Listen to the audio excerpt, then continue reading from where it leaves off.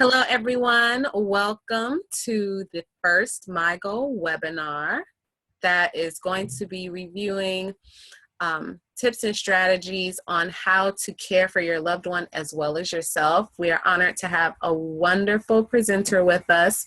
We have Karen Umstead. And Karen is a board-certified behavior analyst, and she's also the executive director of Beautiful Minds of Princeton.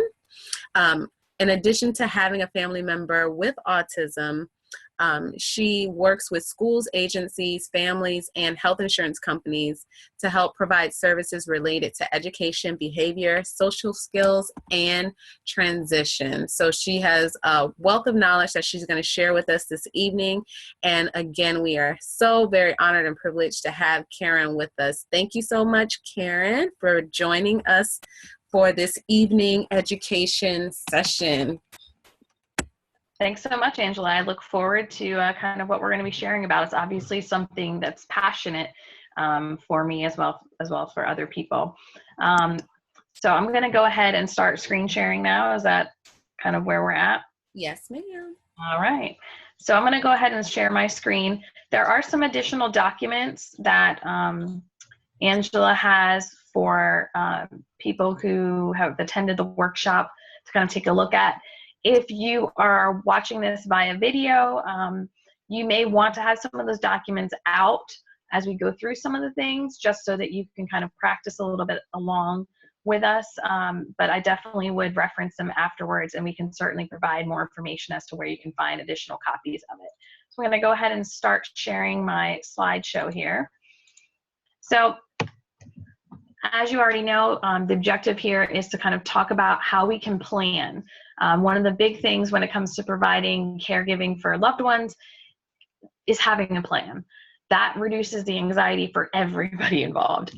And one of the ways we want to do that, and one of the things we're going to talk about in this session, this is a part one, is person-centered planning. In other words, how do we think about our loved one and provide information with that kind of going on. Next time we'll be talking more about some overall strategies kind of that we can kind of use to facilitate, and that might help shape or change some of the plan depending on what you guys feel would be most appropriate for your loved one. One of the things that's important to remember is that it seems sometimes like you have to spend all your time taking care of your loved one, and that you just want to focus on making sure everything is perfect for them, making sure everything is taken care of. But just like we talk about with first responders, you have to make sure that you don't drown in the process. You can't help your loved one if you yourself go down, whether it's going down from getting sick, from trying to do too much, whether it's you just can't take another minute mentally of kind of what's going on. It's perfectly normal and it's perfectly natural to need a break. That's why we kind of titled it as, give me a break, because we all need breaks. The loving thing to do for your loved one and for you is to take care of yourself. And we have, like, again, that little diagram down here of the airplane, kind of, you have to take care of yourself first.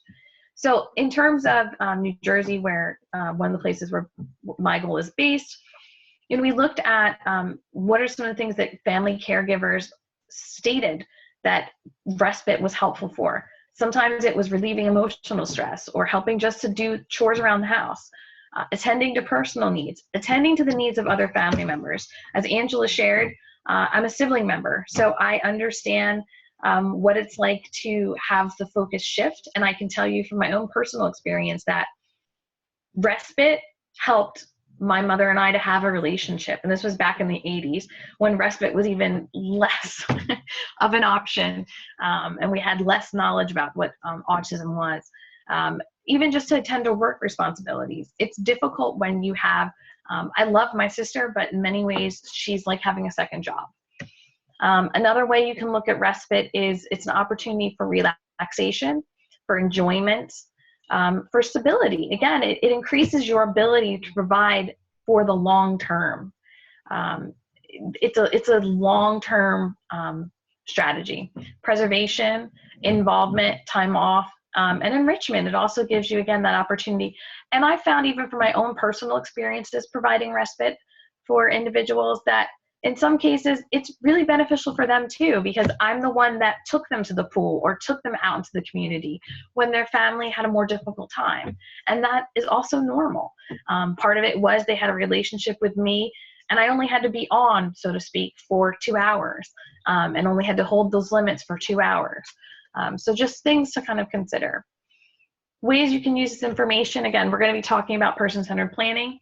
You can look at how it relates to your child, but you can also look at how it might help you understand yourself in terms of things that might be helpful for you to have a good day, as well as for your child to have a good day. This is something that ultimately I recommend sharing with a variety of people if you feel comfortable. So we're going to specifically focus today on kind of developing a respite plan, but person-centered planning is a much bigger piece of things, and there's a lot more to kind of consider with that.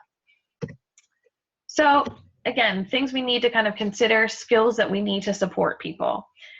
So one of the things that we need to be able to support people is figuring out, and you can kind of see here at the bottom, figuring out what's important to that person and important for them, and figuring out a balance. If you have respite staff, whether you've found the person yourself or whether you're having a person go out in the community, again, defining staff roles and responsibilities. Learning and recording communication. Let's see if I'm able to, I think, try to annotate with this a little bit. So here, you know, with the communication piece, figuring out communication from the caregiver as well as communication from the individual who's being supported. Matching our staff. Some individuals like a quieter person who's calmer. Other individuals